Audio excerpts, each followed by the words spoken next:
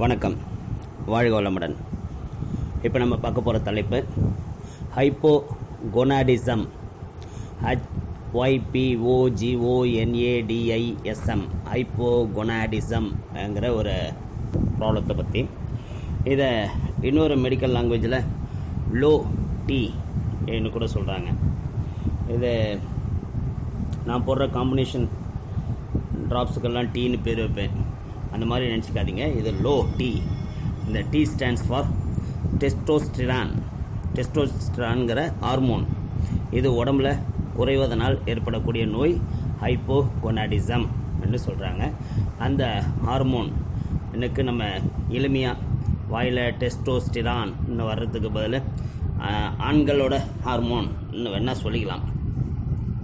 இந்த டெஸ்டோஸ்டிரான் உடம்புல குறையும் போது என்னென்ன பிரச்சனைகள்லாம் வரும்னு பார்த்தீங்கன்னா,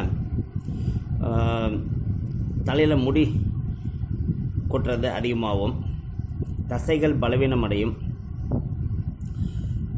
உடல் உறவில் முழுமையாக ஈடுபட முடியாது, செமன் கவுண்ட் விந்தணுக்களின் உற்பத்தி குறையும், உடம்பு அடிக்கடி ரொம்ப சோர்வாகவும் டயர்டாகவும் ஃபீல் பண்ணுவாங்க, எக்கச்சக்கமாக மன அழுத்தமும் அடிக்கடி கோபமும் உருவாகக்கூடிய மனநிலைக்கு மாறிடுவாங்க. இது உடம்புல இந்த டெஸ்டோஸ்டிரான்ங்கிற ஹார்மோன் என்னென்னலாம் உடம்புல செய்யுது, எதுக்கெல்லாம் துணையாக இருக்குது என்ன பார்த்தோம்னா, செக்ஸ் தொடர்பான பாலுணர்வு தொடர்பான எண்ணங்களை தூண்டும், அப்போசிட் செக்ஸ்ன்னு சொல்லக்கூடிய எதிர்பாலினத்தை சேர்ந்த ஆணாக இருந்தால் பெண் மேலேயும் பெண்ணாக இருந்தால் ஆண் மேலேயும் கவர்ச்சியை ஒரு ஈர்ப்பு உண்டாக்கும், இனப்பெருக்க மண்டலம் முதிர்வு அடைவது, அதாவது செக்ஸுக்கு பாலுணர்வுக்கு உண்டான உறுப்புகளை முதிர்வு அடைய செய்வது, விந்தணுக்களின் உற்பத்தியை அதிகரிக்க செய்வது.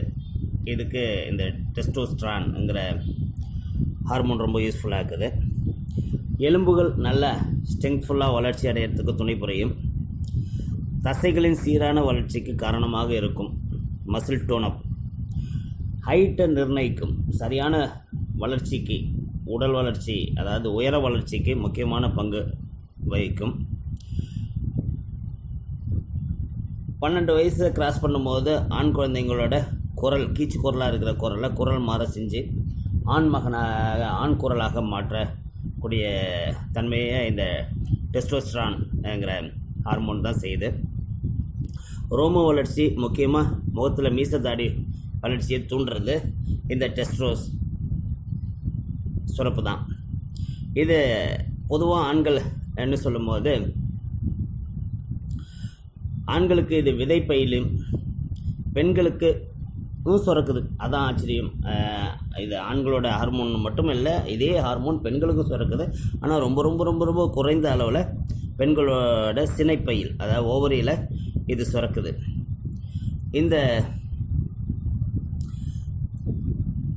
டெஸ்டோஸ்டிரான் சீராக சுரக்கிறதா, அதோட அளவுலாம் என்னன்னு பார்த்தோம்னா, பொதுவாக இதோட அளவுங்கிறது 300லேருந்து ஒரு 1000 நானோகிராம் பர் டெசிலிட்டர் டிஎல்னு போடுறாங்க.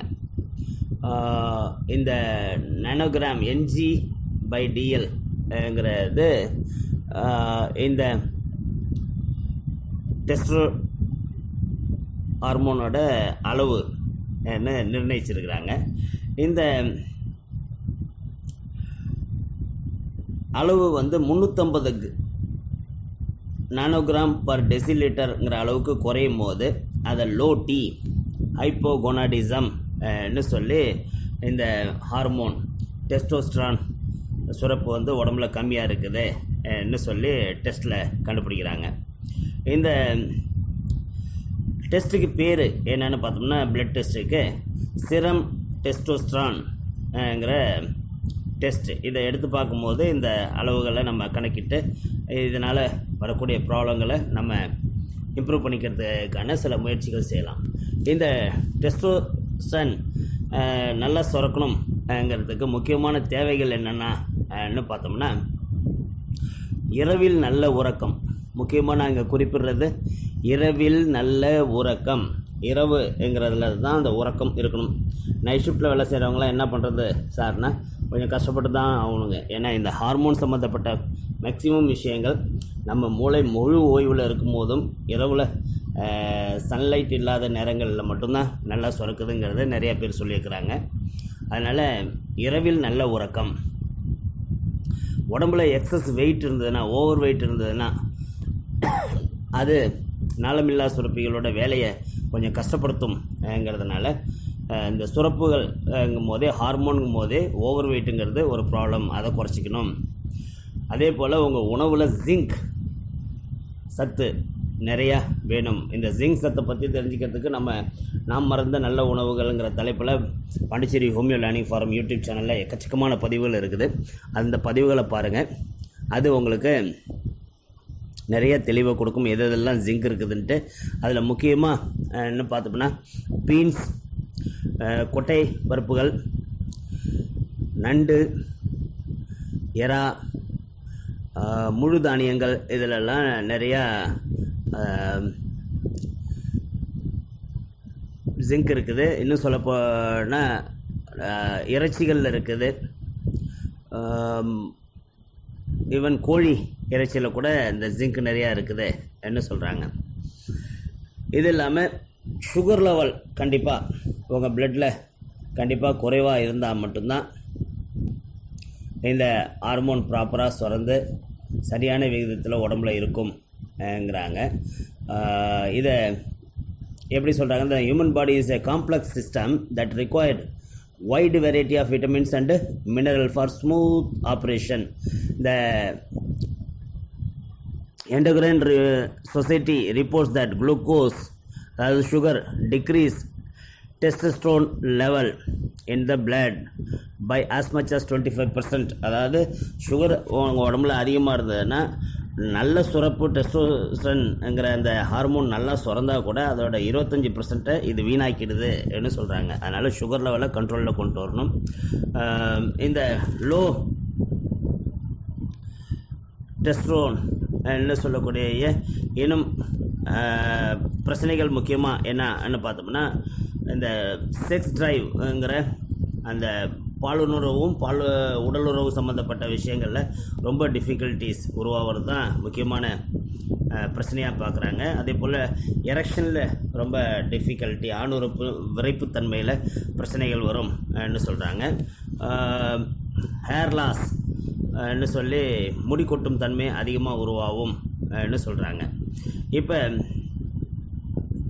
இந்த பிரச்சனைகள் வர்றதுக்கு காரணங்கள் நிறைய நம்ம பார்த்தோம்னாலும் அதில் முக்கியமாக சொல்லப்படுறது diabetic, thyroid problem, high BP, high cholesterol, smoking, alcohol use, depression, stress, மனக்கவலைன்னு சொல்லி சில விஷயங்களை குறிப்பாக சொல்கிறாங்க. ஏன்னா இந்த ஃபீல்ட்ஸ் எல்லாமே ஹார்மோன்ஸ் எல்லாமே ஆல்மோஸ்ட் நிறையா விஷயங்கள் பிட்யூட்டரி மூலிமா கண்ட்ரோல் பண்ணப்படக்கூடிய விஷயமா இருக்கிறதுனால நம்ம மனநிலையும் உடல்நிலையும் சரியாக இருந்தால் மட்டும்தான் இந்த சுரப்பு ஹார்மோன் கெமிஸ்ட்ரிங்கிற டெஸ்டோஸ்டரான்ங்கிறது ப்ராப்பராக நம்ம உடம்புல இருக்கும்னு சொல்கிறாங்க. இந்த டெஸ்டோஸ்டரான் விதைப்பையில் உருவாகிற ஒரு முக்கியமான விஷயமா இருந்தாலும் இது பொதுவாக 60 வயதுக்கு மேற்பட்ட ஆண்களுக்கு கொஞ்சம் கொஞ்சமாக குறைய ஆரம்பிக்குதுன்னு சொல்கிறாங்க. 70 வயதுகளை நெருங்கும் போது மீண்டும் கொஞ்சம் அதில் இன்க்ரீஸ் வருதுன்னு சொல்கிறாங்க. இதை ஒரு பெரிய கிராஃப் மூலியமாக கூட சொல்லியிருக்கிறாங்க. 25 வயசில் ஆண்களுக்கு இந்த டெஸ்டோஸ்டரான் சுரப்புங்கிறது 100% ஆகும். 35 வயசில் 70லேருந்து 75% ஆகும். 40 வயசில் 65லேருந்து 70% ஆகும். 45 வயசில் இது 50லேருந்து 65% ஆகும். 50 வயசில் இது கிட்டத்தட்ட 55லேருந்து 60% ஆகும். 65 வயசில் 50லேருந்து 55% ஆகும். 60 வயதுகளில் 45லேருந்து 50% கிட்டத்தட்ட பாதிக்கு பாதியாக இந்த டெஸ்டோஸ்டெரான் ஹார்மோனல் லெவல் 60 வயசில் குறைஞ்சி போகுது. ஸோ இதை சரி பண்ணக்கூடிய ஹோமியோபதி மருந்துகளை பார்க்குறதுக்கு முன்னாடி முக்கியமாக ஆண்கள், இந்த கால இளைஞர்கள், இந்த கால சிறுவயது பசங்க எல்லாம் வந்து ஸ்போர்ட்ஸுங்கிறது எப்படி விளையாடுறதுங்கிறதுக்கு ஒரு ப்ரிப்ரேஷன் எதுவும் பண்ணுறதில்ல, ஒரு பாதுகாப்பு உணர்வு இருக்கிறதில்ல. அப்படியே நான் கிரிக்கெட் விளையாடுற இந்த சாட்டர்டே சண்டேயில் வாக்கிங் போகும்போது பார்ப்பேன், கிரிக்கெட் விளையாட பசங்க சில கிரவுண்டில் பார்ப்பேன், அப்படியே தூங்கி எழுந்திரிச்சு அப்படியே வந்து நின்றுருப்பாங்க. எந்த ட்ரெஸ் சேஞ்சு கூட இருந்திருக்காது ப்ராப்பராக. ஸ்போர்ட்ஸுங்கிறதுக்கு முக்கியமாக ட்ரெஸ் முக்கியம். காலில் போடுற ஷூலேருந்து போடுற டிஷர்ட்லேருந்து எல்லாமே ஸ்போர்ட்ஸுக்கு உகந்த பொருளாக இருக்கணும், உடலை பாதுகாக்கணும்ங்கிறது அவங்களுக்கு தெரியறதில்ல.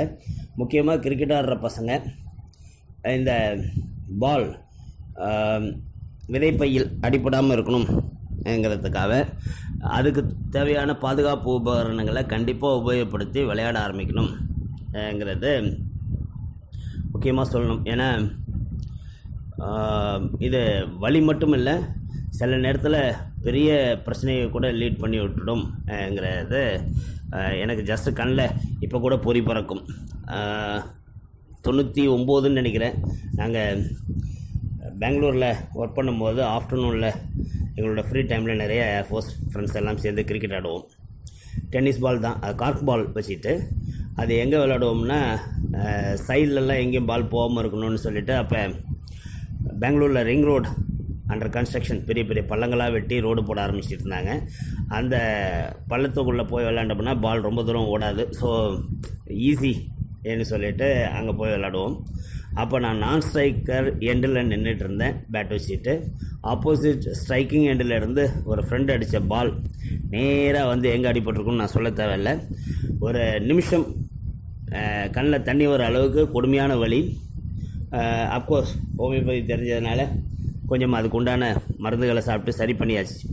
ஆனால் இது இந்த கால குழந்தைங்களுக்கு மிக மிக ஒரு டேஞ்சரஸ் லெவலில் அவங்க விளாட்றத அவங்க உணரணும். அதுக்கு உண்டான பாதுகாப்புங்கிறது வாழ்நாள் ஃபுல்லாக ஆண்மைங்கிற விஷயத்துக்கு பெரிய கேள்விக்குரிய உண்டாக்கக்கூடிய ஒரு விஷயமாக மாறி போகும்ங்கிறத பெற்றோர்கள் உணர்ந்து அவங்களோட ஆண் பிள்ளைகளுக்கு இந்த விஷயத்தை எடுத்து சொல்லி பாதுகாப்பு விஷயங்களில் விளையாடும்போது சுய பாதுகாப்புங்கிறது ரொம்ப முக்கியம்ங்கிறத உணர்த்தணும்.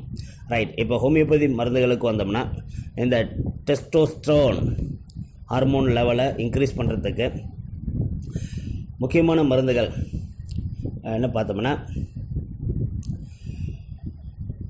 காலிபாஸ் அவினாசட்டிவா. இது வந்து ரெண்டும் டானிக் மாதிரி வேலை செஞ்சு உடம்புல சோர்வுங்கிறத முக்கியமாக மாற்றும்.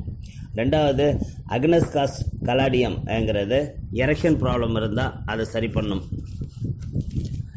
அதே போல் அக்னஸ்காஸ்ட் சாபல் செருட்டா நோஃபர்லூட்டம்ங்கிறது இந்த லோ லெவல், அதாவது லோ டி இன்னும் சொல்லக்கூடிய ஹைப்போகொண்டோனிசம்ங்கிற விஷயத்தையே மாற்றி அவங்களுக்கு இந்த செக்ஸில் ஒரு இன்ட்ரெஸ்ட்டை உருவாக்கி பாலுணர்வு தூண்டி பாலுணர்வு குறைபாடு இல்லாமல் பார்த்துக்கும். இது இல்லாமல் ஆசிட் பாஸ் செலினியம் பாரியட்டாக்கார்ங்கிற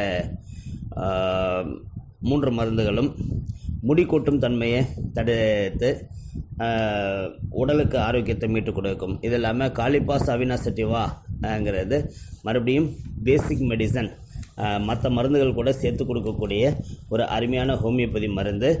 டெஸ்ட்ரோன், இந்த டெஸ்டோஸ்டெரான் ஹார்மோனை, ஆண்களோட ஹார்மோனை குறைவில்லாமல் சரி செய்யக்கூடிய ஒரு அருமையான மருந்து. வாழ்க வளமுடன்.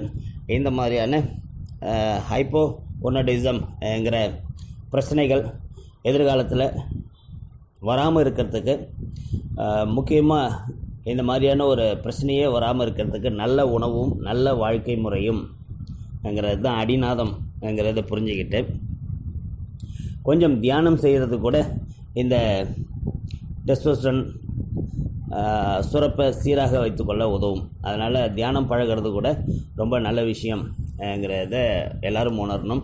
முக்கியமாக பீட்ரூட்டி சுரப்பில் வரக்கூடிய சில பிரச்சனைகள் இந்த டெஸ்டோஸ்டெரான் லெவலை குறைக்கும்ங்கிறதுனால அந்த பிட்யூட்டரி கிளாண்டில் நம்ம எண்ணத்தை செலுத்தி சில தவ முறைகளை செய்யும்போது நல்ல சுரப்பு உருவாகும்ங்கிறத நம்ம புரிஞ்சுக்கணும்.